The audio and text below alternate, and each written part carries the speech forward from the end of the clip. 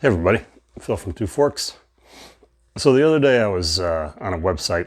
It's a woodworking website, a pretty good one. And somebody asked the question, does anyone know how to raise the blade of the table saw to within 5 thousandths of an inch? And my first reaction was, what's 5 thousandths of an inch? And my second was, are there really people woodworking to within 5 thousandths of an inch? And, I know there are guys out there that just like to do that, and they get their little apparati out and measure everything perfectly. Honestly, I don't even think I have a table saw blade where the teeth are within 5 thousandths of an inch of each other, so I don't know if it'd make any difference for me. But it did get me thinking that I need to step up my game a little bit, maybe. I started looking around at some of my tools. They're all older, but I keep them dialed in. Everything's 90 and square and all that. At least I try to. Then one day I had to use my miter gauge, and so I broke that out. And here's my miter gauge. It's the one that came with the saw. The handle broke like immediately when I started using it. It is very rudimentary.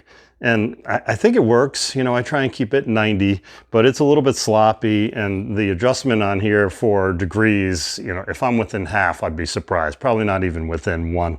So I thought, okay, here's an area where I think I can step my game up a little bit. So I started looking around, and I ended up with this guy. This thing's been a game changer.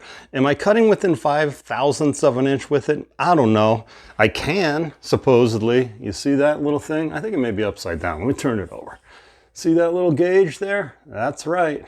I'm now cutting within 5 thousandths. This little barrel here, even if you have this arm down here locked here, you can still turn this little barrel here and it'll move it thousandths of an inch. So that's pretty cool. Not that I think it's possible, but that's still pretty cool. It's machined really, really well.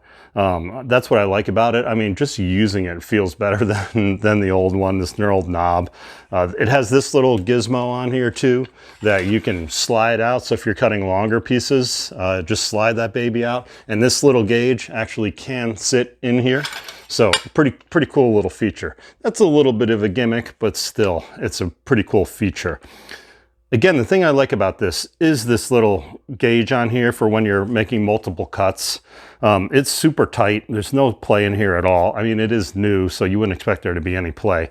But one of the things I do have a hard time with is cutting little increments off of a board. I'm not talking 5 thousandths of an inch, because I don't even think that your blade is accurate enough to do that. Again, it's me. Don't send me your comment that yours does, because I don't care. But it's a hard thing to do on the chop saw. It's kind of a hard thing to do with a crosscut sled to get it that accurate. So oftentimes when I need to make, door rails or something, and I need to cut one just a little bit off from the other one, I'll go to my chop saw, and then I'll make it too short, and I have to cut the other one. And finally I play that game until they're both the same. So I think that this thing is actually going to be pretty handy. The other thing about this that's cool is these things on here. There's one in the back too. You adjust these little guys. They're kind of shaped like cams, so you can get a really nice tight fitting on here. That's actually pretty helpful too. My old one was getting kind of sloppy, so I'd have to press it against the side in order to keep it tight. But this one is super tight. You can flip everything around, so if you prefer to cut from the right side or the left side of the blade, that's not a problem either. So pretty cool thing. What I do want to do is I want to try and cut 5 thousandths of an inch off of a couple boards. I want to see if you can tell the difference. I don't even know how you'd measure that, honestly. I have metric measuring tools that I don't even think you'd be able to see it on there. Certainly not on a tape that it goes down to 16th. You wouldn't even be able to tell. So if I had to cut something that accurately, I don't know how I would tell. I think if I was within 5 thousandths and I went to feel it, I wouldn't be able to tell. So I don't know. Is this going to make me a better woodworker? Probably not. Is it going to make me more accurate? I guess, but I wouldn't even know if I was. So we'll see. It'll be handy. I think if I'm in the 64th range, not the 5,000th range, this is going to be a really fun tool to have.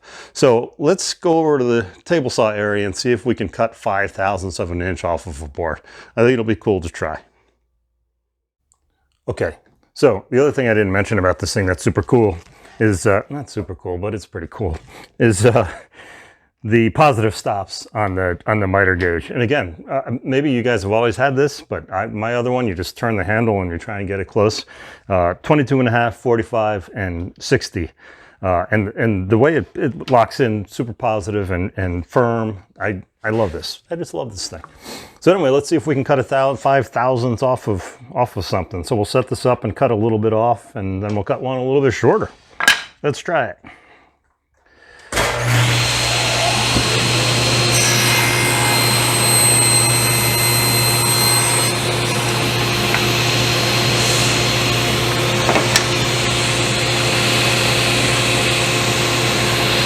Turn the little barrel adjustment. 5,000. See what happens. Oh, I can tell clearly it took 5 thousandths off. Don't do that, by the way. Oh. All right, so this guy should be 5 thousandths of an inch smaller. Oh my gosh, it is. Definitely feel that. 5 thousandths of an inch, by the way, is a sheet of paper. This one guy is literally like, I can barely feel it. Wow, that's all right. I gotta say, I would have bet the farm that you wouldn't be able to do that. Man, that's pretty good. All right, well, I feel silly now. I really didn't think that I would be able to notice that. So for all of these years, I could have been cutting just tiny little fractions off if I had just spent a little bit of money, or a lot of bit of money, on a better gauge. So I guess now I'm gonna have to go through all of my stuff and update it a little bit. Better woodworker? I don't think so. More efficient? Is things gonna be a lot easier with this thing than it is with the original one? Yeah. I would say this is a really, really good update for your shop. So if you got a little extra money floating around, this is a good thing to have if you have one of those old school miter gauges. So anyway, I guess I'll see you guys in the next one, and stay peaceful, everybody.